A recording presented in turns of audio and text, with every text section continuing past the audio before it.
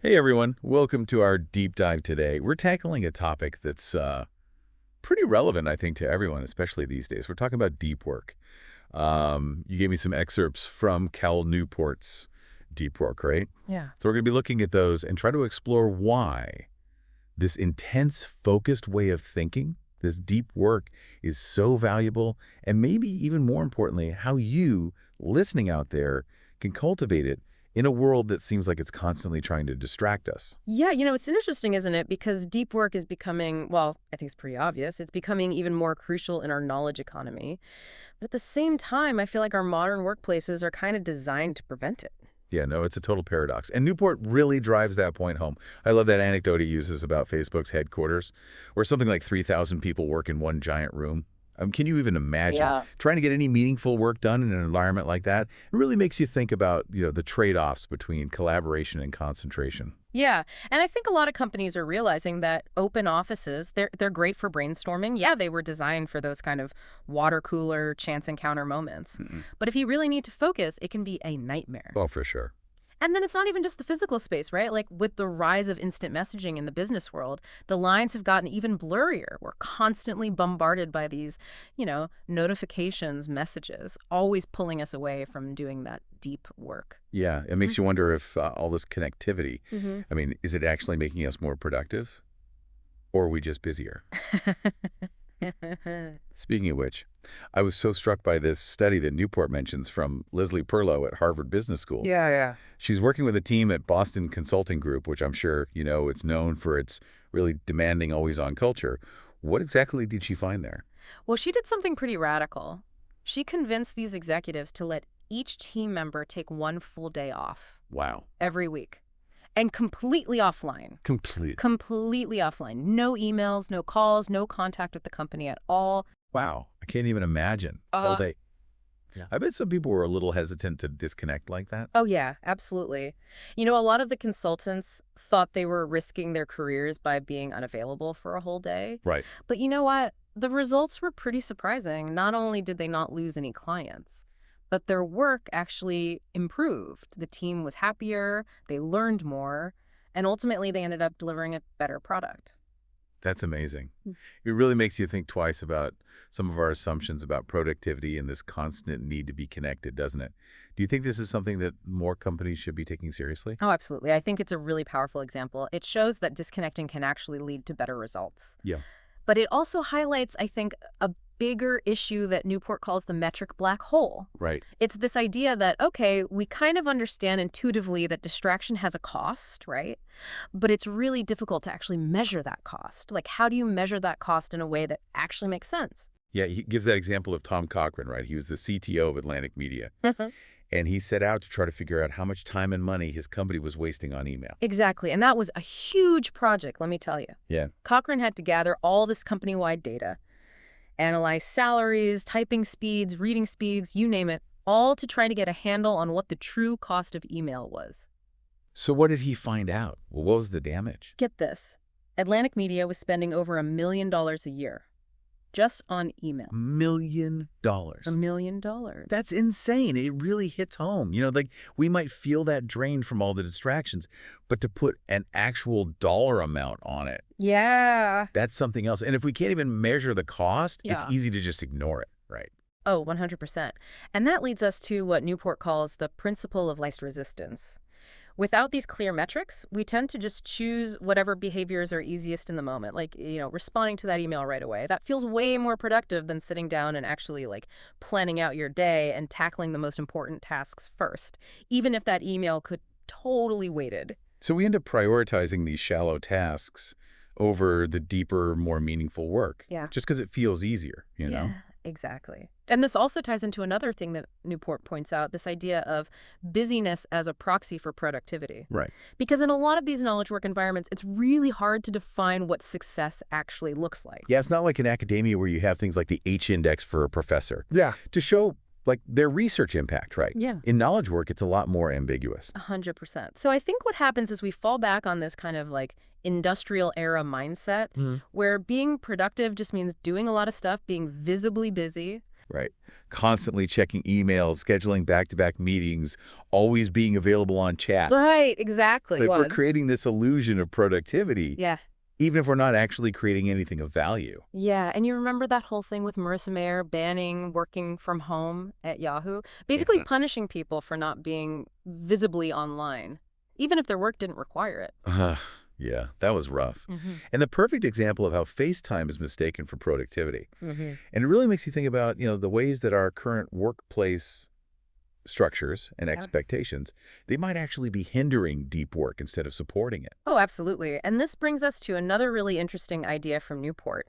This idea of the cult of the internet, which is basically all about how this unquestioning belief that we have in the inherent goodness of the internet, well, it might actually be working against us. Whoa, that's a big statement.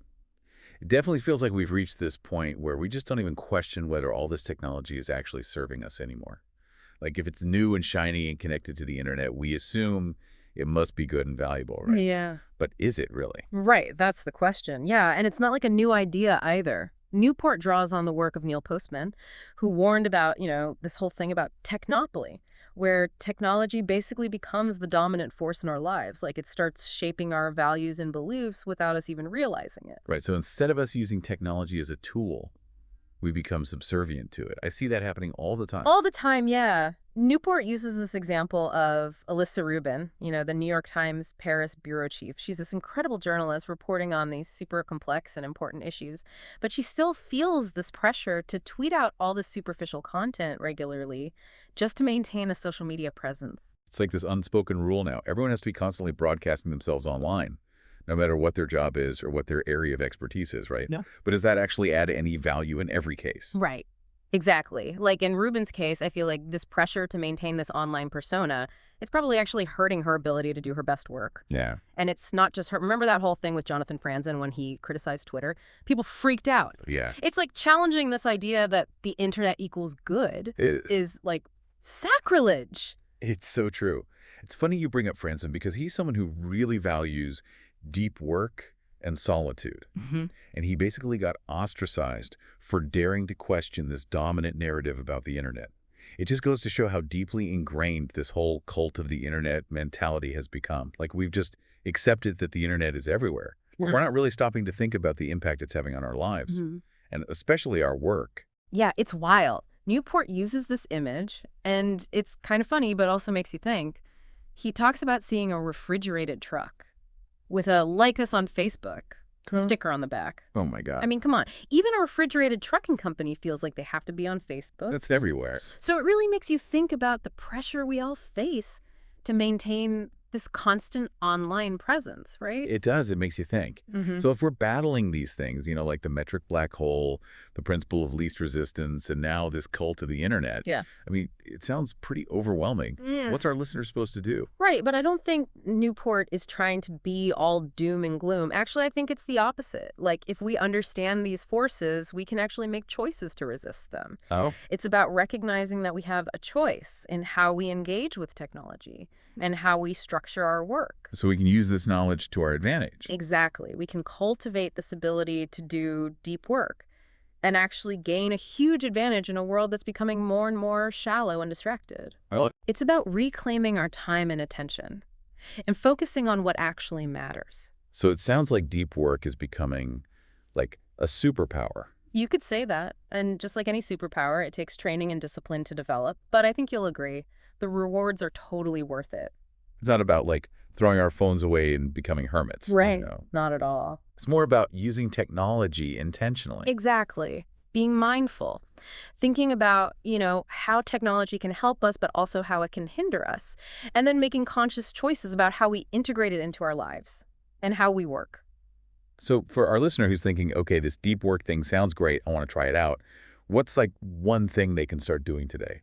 Something concrete they can take away from this conversation. Let me think. I think a good place to start is to just think about your own relationship with technology. Like, where are you giving your attention away too easily? What are the biggest distractions for you in your work? And then what are some things you can do to create more space for deep work? That kind of focused thinking that actually gets you results. Okay, so it starts with just being aware. recognizing those forces that are working against us, Yeah. and then actively choosing to resist them. Exactly. And then it's about, trying different things and seeing what works for you. Maybe it's blocking off time in your calendar for focused work, or Yeah. maybe it's turning off all your notifications or setting some boundaries around when you use technology. It's all about finding what helps you create that headspace for deep work. It's like creating your own little deep work sanctuary. Oh, I love that, your deep work sanctuary. And that's not just about the physical space, right? It's also about that mental space. Training your mind to resist distractions and stay focused on the task at hand, it's a skill. And like any skill, it takes practice. So it's an ongoing process, Yeah, not something you just achieve overnight. exactly. It's a journey, not a destination. I like that. And I think that's what makes it so rewarding. Because as you get better at focusing deeply, you'll not only be more productive, but you'll actually start to enjoy your work more. And you'll feel more in control of your time and attention. That's awesome. Well, this has been such a fascinating deep dive into deep work and all the challenges that come with it, especially in a world that's constantly trying to grab our attention. Thanks so much for sharing all your insights today. My pleasure. I think the biggest takeaway for our listeners is this. In a world that's full of distractions, the ability to focus deeply is a superpower. It really is. And the best part is, anyone can learn how to do it. Anyone.